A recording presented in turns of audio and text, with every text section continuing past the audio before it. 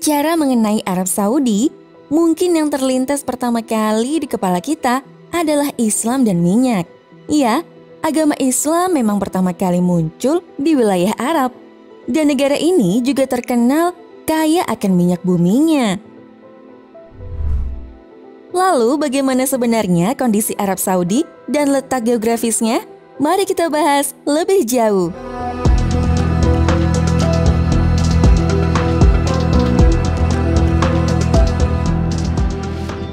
Negara ini terletak di semenanjung Arab yang berada di Timur Tengah dan merupakan semenanjung terbesar di dunia, sekaligus menjadi negara dengan daratan terbesar ke-12 di dunia, di mana luasnya lebih dari 2 juta kilometer persegi. Arab Saudi berbatasan langsung dengan Yordania dan Irak di sebelah utara, Kuwait di timur laut, Qatar, Bahrain, Uni Emirat Arab di sebelah timur, Oman ke tenggara, dan Yaman di selatan. Negara ini memiliki jembatan King Fahd Causeway dengan panjang 25 km yang menghubungkan Arab Saudi dengan Bahrain. Arab Saudi terbagi ke dalam 13 wilayah provinsi dengan Riyadh sebagai ibu kota negaranya. Riyadh adalah kota terbesar di Arab Saudi dan menjadi negara kedua terbesar di dunia Arab setelah Kairo. Kota ini memiliki populasi sekitar lebih dari 7 juta orang dan memiliki bandara tersibuk kedua di Arab Saudi, yaitu Bandara Internasional King Khalid. Tapi bandara tersibuk di negara ini adalah Bandara Internasional King Abdul Aziz yang berada di Jeddah. Dan di kota ini juga terdapat pelabuhan terbesar, sementara itu pelabuhan terbesar keduanya berada di kota Dammam yang berada di wilayah bagian timur dan dekat dengan Bahrain. Meskipun kota Mekah adalah kota terbesar ketiga dan menjadi kota suci umat Islam, tapi faktanya di sini tidak ada bandara karena pemerintah Arab Saudi memang melarang pesawat terbang melintas di atas kota Mekah. Jadi jika kalian berniat mengunjungi Mekah, maka kalian harus mendarat di Jeddah dan menuju Mekah melalui jalan darat. Negara ini memiliki jalur jalan raya yang sangat luas dan menghubungkan mereka dengan negara-negara tetangga, serta memiliki 4 jalur kereta utama yang menghubungkan Riyadh dengan wilayah bagian timur dan utara, serta jalur kereta lain yang terpisah yang menghubungkan Madinah dan Mekah.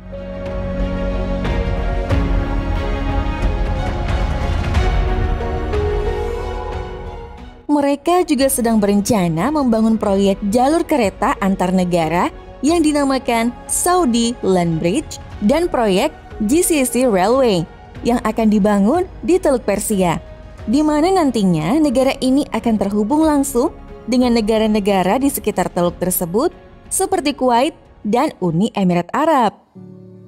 Proyek ini diperkirakan menelan biaya 250 miliar US dollar dan dijadwalkan akan selesai pada tahun 2023. Sebagai tambahan, Arab Saudi juga memiliki sekitar 1.300 pulau dan pulau kecil di perairan mereka, di mana 89% berada di Laut Merah dan 11% berada di Teluk Persia. Pulau terbesarnya adalah Pulau Farasan yang berdekatan dengan Yaman. Ada juga pulau yang menjadi sengketa dengan Mesir, yaitu Pulau Sanapir yang letaknya persis di jalur masuk Teluk Aqaba. Tapi di tahun 2016, pemerintah Mesir akhirnya merelakan pulau ini menjadi milik Arab Saudi. Kedua negara ini kemudian berencana membangun jembatan yang melintasi Teluk Aqaba, yang akan menghubungkan langsung dua negara ini untuk pertama kalinya sejak masa Kekaisaran Ottoman. Fakta lainnya adalah wilayah modern Arab Saudi dulunya terdiri dari 3 wilayah utama, yaitu Hejaz dengan populasi sekitar 35%, lalu Najd dengan 28% populasi, dan Eastern Arabia atau Al-Ahsa dengan 15% populasi. Negara Arab Saudi dibangun dengan cara yang unik dan hanya sedikit negara lain di dunia yang bisa menirunya. Negara ini menjadi pusat bagi agama Islam karena memiliki dua kota penting dalam sejarah Islam, yaitu Mekah dan Madinah. Pemerintah Arab Saudi memiliki kebijakan untuk tidak memperbolehkan orang non-Muslim masuk ke kota Madinah dan Mekah. Orang-orang yang di Madinah harus mempunyai izin tinggal dan dokumen yang menyatakan dia beragama Islam. Selain dua kota tersebut, orang non-Muslim bisa tinggal dan berkunjung. Misal, Jeddah, banyak orang non-Muslim dari Filipina yang menjadi tenaga kerja. Mereka dibolehkan tinggal di sana. Sementara itu, kota Madinah adalah tempat di mana Nabi Muhammad SAW dimakamkan, tepatnya di kompleks Masjid Nabawi. Selain itu, di sini ada pula makam Abu Bakar dan Umar bin Khattab. Mekah bukan hanya menjadi kota kelahiran Nabi Muhammad, tapi juga menjadi lokasi Ka'bah yang berada di tengah-tengah Masjidil Haram. Sudah menjadi kewajiban bagi umat Islam di seluruh dunia yang memenuhi syarat untuk menunaikan ibadah haji di sini. Arab Saudi memiliki kuota untuk beribadah haji setiap tahunnya bagi masing-masing negara di seluruh dunia.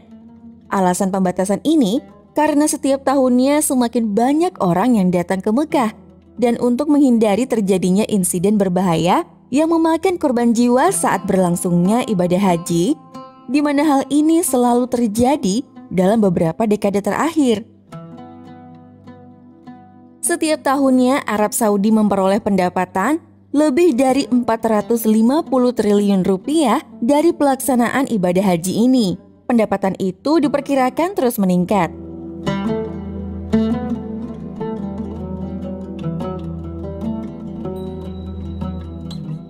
Pemerintah Arab Saudi hanya mengizinkan pengunjung non-Muslim memasuki negaranya jika mereka memiliki visa bisnis atau disponsori oleh negara ini. Tapi, di tahun 2018, mereka mulai menerbitkan visa untuk turis dan membebaskan turis non-Muslim masuk ke negara ini, kecuali ke kota Mekah dan Madinah.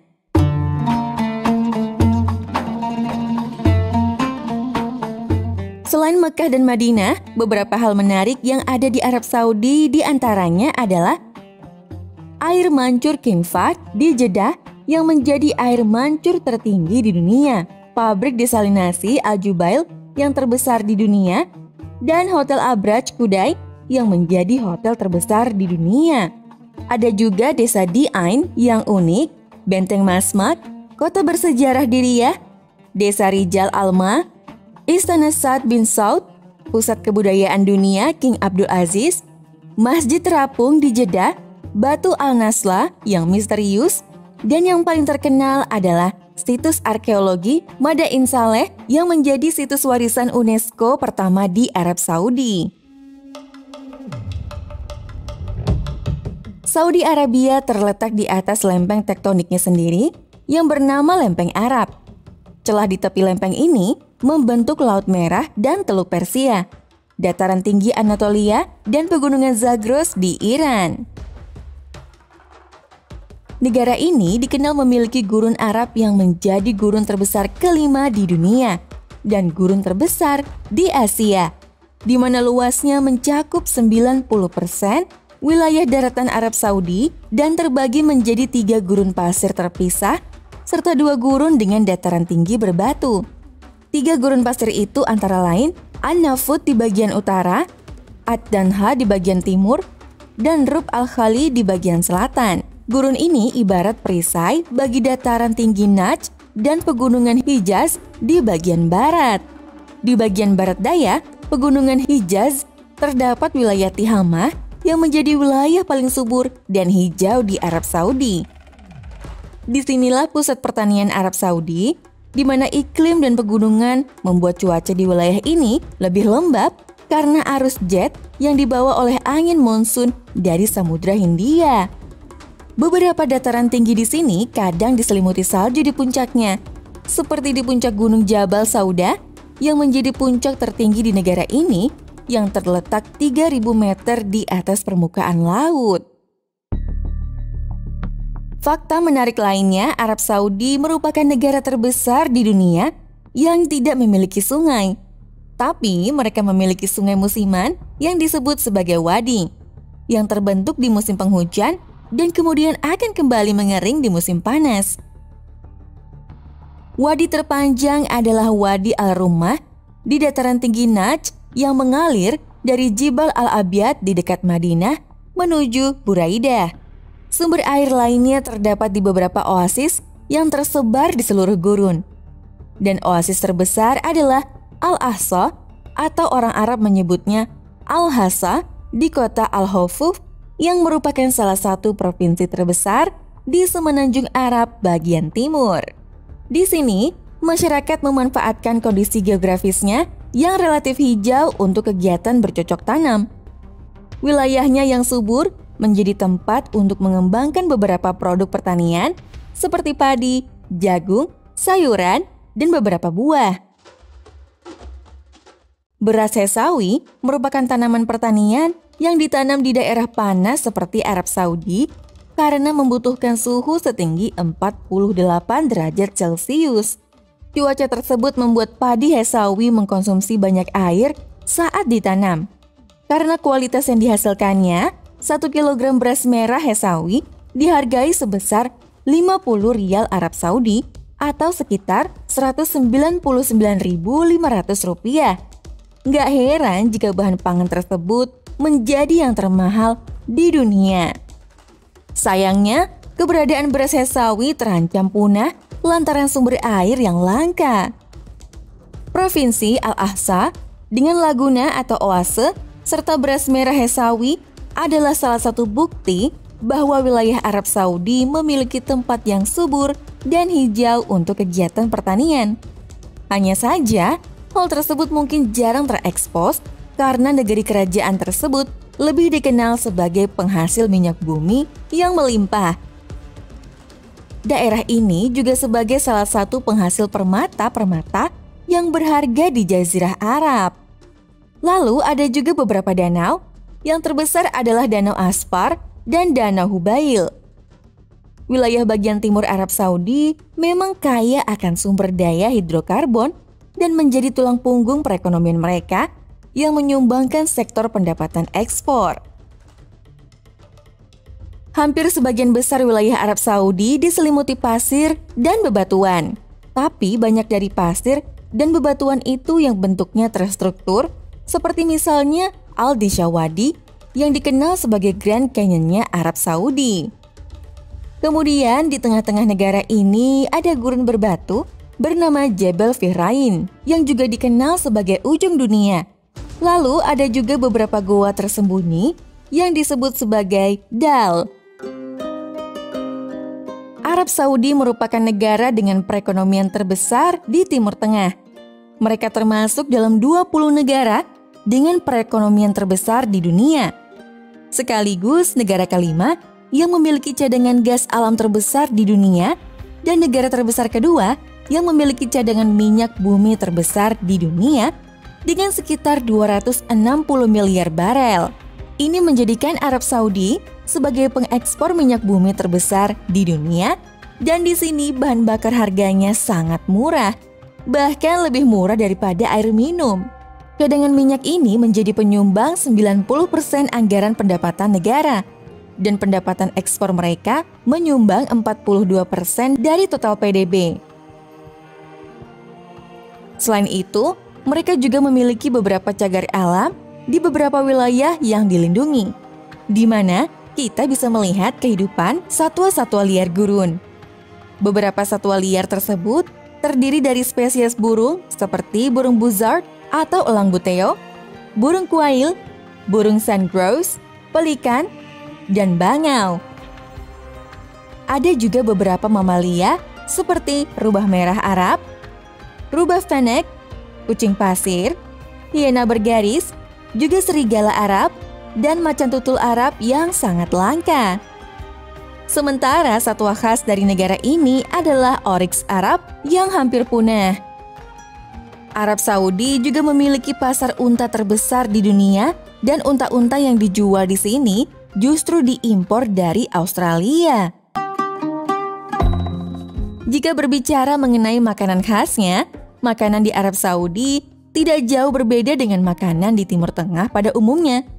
seperti hidangan humus dan daging-daging yang disajikan dengan tusukan di atas nasi.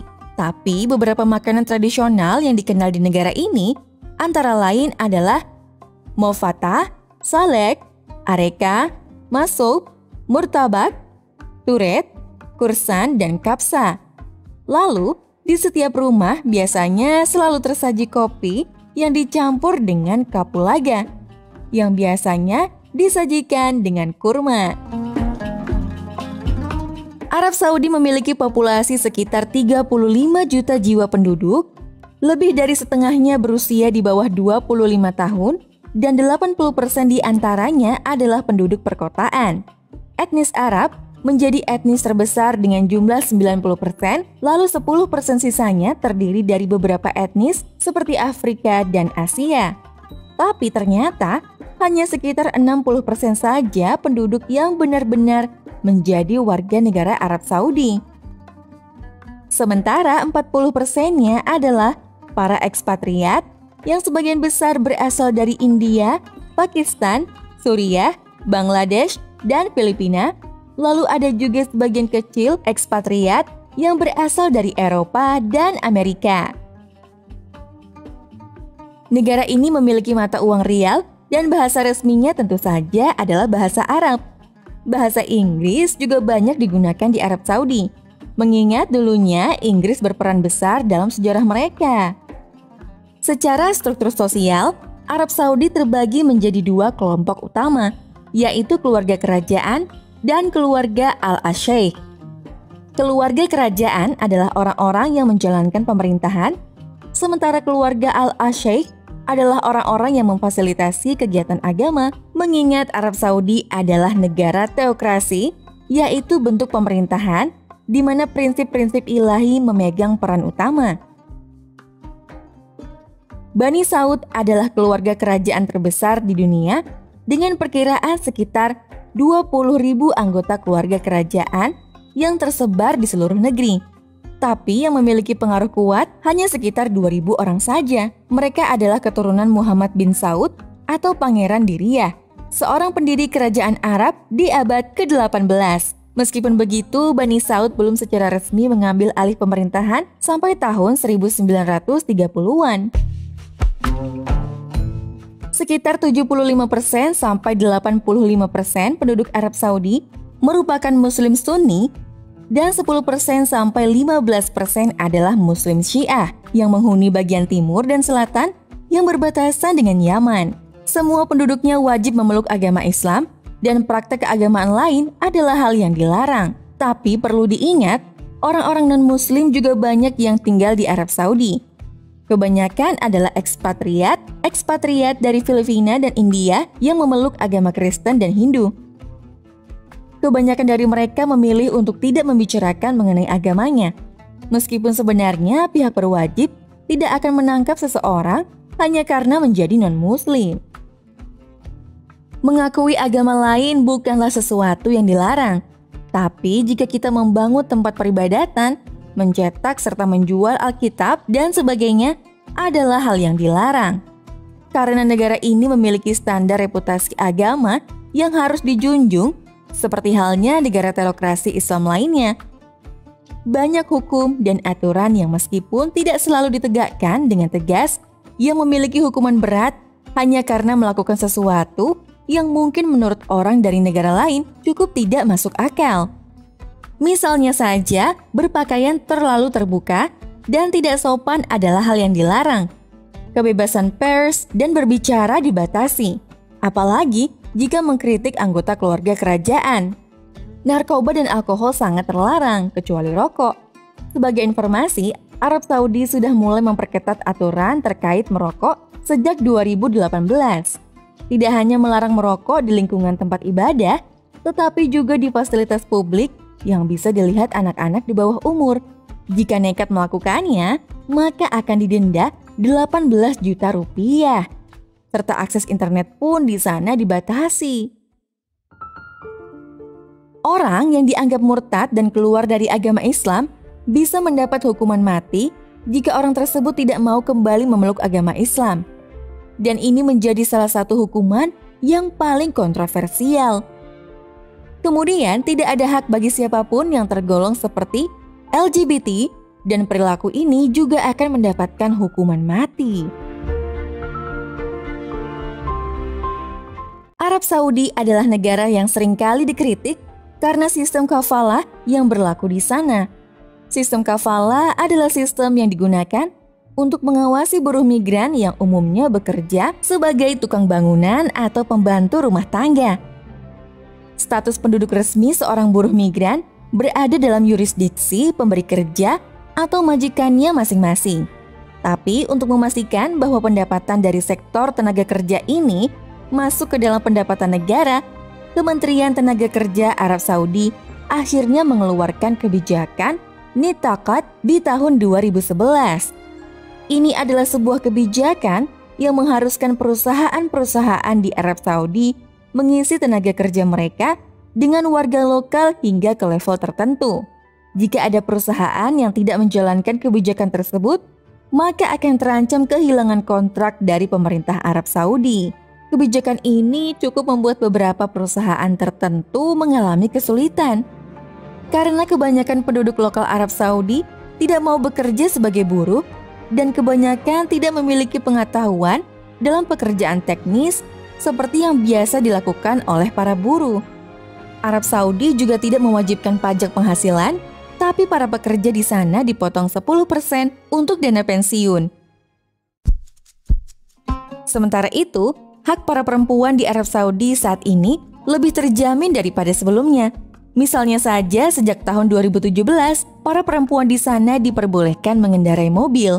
Para atlet wanita dari negara ini juga untuk pertama kalinya bisa berlaga dalam ajang Olimpiade. Mereka juga tidak lagi diwajibkan memakai hijab. Para perempuan di Arab Saudi juga lebih banyak yang masuk ke universitas dibandingkan laki-laki, dengan jumlah sekitar 60% lebih banyak dari laki-laki. Para penduduk Arab Saudi juga banyak mendapatkan keuntungan seperti pengobatan gratis dan pendidikan gratis hingga ke universitas. Arab Saudi merupakan negara tempat lahirnya konsep Arabisme dan itu telah terjadi sejak ribuan tahun lalu. Sebelum lahirnya agama Islam di abad ke-7, seluruh wilayah semenanjung Arab tunduk pada banyak suku, kaum, dan kerajaan kecil. Penduduk asli Arab dulunya menganut paganisme dan politeisme sebelum munculnya Islam. Kerajaan-kerajaan kuno Arab dan peradabannya banyak mempengaruhi cerita-cerita rakyat, legenda, dan tradisi seperti legenda Alibaba dan 40 pencuri, Sinbad si pelaut, dan tentu saja yang paling populer adalah kisah Aladin. Banyak juga kisah legenda urban yang menyeramkan seperti Nas-Nas yang tubuhnya hanya setengah bagian, juga kisah Ben Al-Karsha yang mulutnya dijahit.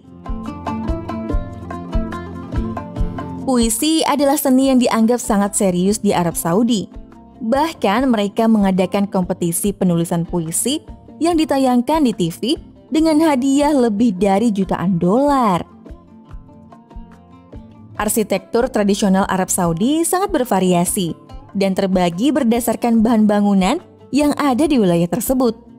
Misalnya saja, di wilayah Najd kita bisa temukan banyak sekali bangunan yang terbuat dari bata lumpur padat dan balok kayu. Lalu di wilayah Hijaz, rata-rata bangunannya terbuat dari batu pasir kayu. Para perempuan di sana umumnya menggunakan abaya, sementara laki-laki umumnya menggunakan gamis dengan gutrah dan egal di kepalanya. Pernikahan biasanya sangat diatur oleh anggota keluarga. Meskipun laki-laki dan perempuan dewasa berhak menolak pernikahan jika mereka tidak cocok, tapi peran keluarga menjadi sangat penting dalam proses pernikahan ini. Beberapa hiburan yang populer di negara ini antara lain adalah balap unta dan sidewalk skiing. Di sini juga banyak sekali digelar bermacam-macam festival, seperti festival Georgian, di mana anak-anak kecil biasanya memakai pakaian tradisional dan datang ke rumah-rumah untuk meminta permen seperti perayaan Halloween. Hari kemerdekaan Arab Saudi dirayakan setiap tanggal 23 September dan biasa dirayakan dengan megah dengan pertunjukan kembang api serta gedung-gedung pencakar langit yang dihiasi lampu berwarna hijau. Musik menjadi bagian penting dalam kebudayaan mereka dan yang paling populer adalah musik dalam tarian nasional Al-Arda yang biasa dilakukan dengan menggunakan pedang dan genderang. Musik kontemporer seperti EDM dan metal juga sangat disukai di negara ini. Dan band bernama Al-Namrod adalah band black metal pertama asal Arab Saudi. Tapi anggota grup band ini sangat menyembunyikan identitas mereka karena genre musik mereka masih dianggap sangat tabu di sana. Ada juga band yang semua anggotanya adalah perempuan bernama The Accolade dan dianggap sebagai band yang sangat kontroversial. Meskipun single pertama mereka yang berjudul Pinocchio menjadi hits.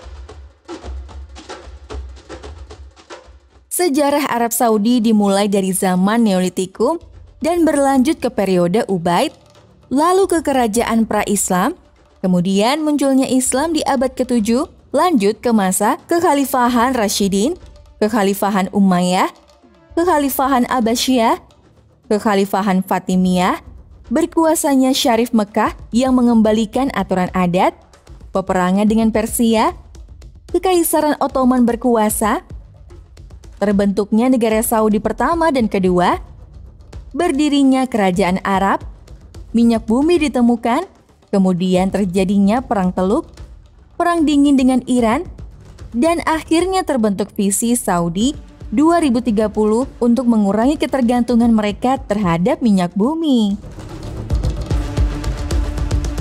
Oke, sekarang kita lanjut hubungan internasional Arab Saudi dengan negara-negara lain di dunia ya. Arab Saudi juga menjadi anggota G20, yaitu kelompok negara dengan perekonomian besar yang terdiri dari 19 negara dan Uni Eropa. Arab Saudi adalah negara yang menjadi perhatian negara-negara lainnya di dunia. Semua negara berbahasa Arab dan negara mayoritas Muslim memiliki hubungan dekat dengan Arab Saudi. Indonesia dan Pakistan sepertinya adalah sekutu terdekat di Asia. Pakistan sering dianggap sebagai negara non-Arab yang paling dekat dengan mereka. Setelah terbentuknya hubungan bilateral kedua negara sejak tahun 1947. Sejak saat itu, Arab Saudi dan Pakistan saling bekerja sama dalam bidang militer dan Arab Saudi berinvestasi besar-besaran untuk infrastruktur Pakistan. Salah satunya dalam pembangunan masjid terbesar di Pakistan, Masjid Raja Faisal. Orang-orang Pakistan juga sangat mudah mendapatkan izin untuk berbisnis di Arab Saudi. Sementara Indonesia menjadi negara yang sangat penting bagi Arab Saudi, terutama karena negara ini merupakan negara Muslim terbesar di dunia dan paling banyak mendapatkan kuota jamaah haji setiap tahunnya. Perdagangan menjadi sektor paling krusial bagi kedua negara ini, khususnya perdagangan minyak bumi. Saat ini, terdapat sekitar lebih dari 1 juta ekspatriat asal Indonesia yang tinggal di Arab Saudi. Lalu Amerika Serikat dan Inggris sepertinya merupakan negara barat yang menjadi sekutu terdekat Arab Saudi. Arab Saudi pernah menjadi negara protektorat Inggris yang saling bekerja sama untuk melawan Kekaisaran Ottoman. Kemudian Amerika Serikat menjadi negara pertama yang mengakui pemerintahan Arab Saudi sejak keluarga kerajaan mengambil alih kekuasaan. Bahkan mantan Presiden Franklin Roosevelt secara pribadi bertemu dengan Raja Arab untuk membicarakan masa depan hubungan kedua negara tersebut. Perdagangan dengan Amerika Serikat dan Inggris juga menjadi sektor terbesar bagi Arab Saudi. Dan orang-orang Arab Saudi banyak yang belajar di Amerika dan Inggris, khususnya anggota keluarga kerajaan.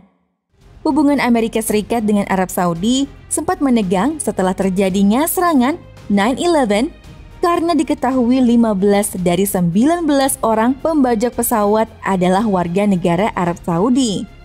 Meskipun Arab Saudi menyangkal peristiwa itu dan menghentikan status warga negara Arab Saudi bagi para anggota Taliban termasuk Osama bin Laden, tapi stigma teroris bagi orang-orang Arab sudah terlanjur melekat di kepala orang-orang Amerika.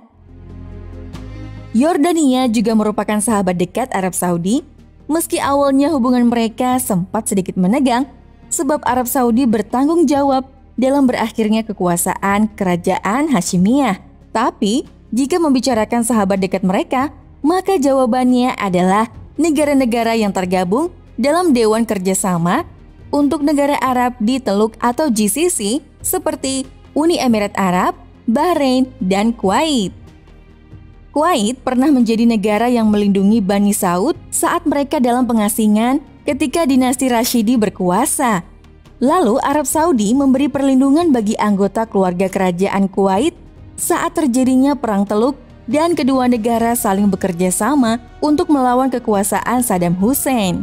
Sementara Bahrain menjadi tuan bagi orang-orang Arab Saudi untuk berpesta saat mereka merasa bosan dengan aturan ketat yang berlaku di negaranya. Lalu Uni Emirat Arab sering dijadikan contoh bagi Arab Saudi untuk membentuk struktur sosial mereka di masa mendatang. Letak geografis memang memiliki pengaruh besar terhadap perkembangan manusia, tapi tidak menentukannya. Banyak sejarah ditentukan oleh kesempatan, bukan keadaan. Karena pada akhirnya, kenyataan hanyalah pertemuan antara kesempatan dan keadaan. Cukup sekian ya video kali ini, semoga dapat memberi informasi dan pengetahuan buat kita semua. Sampai jumpa lagi di video selanjutnya. Oke, terima kasih. Bye-bye.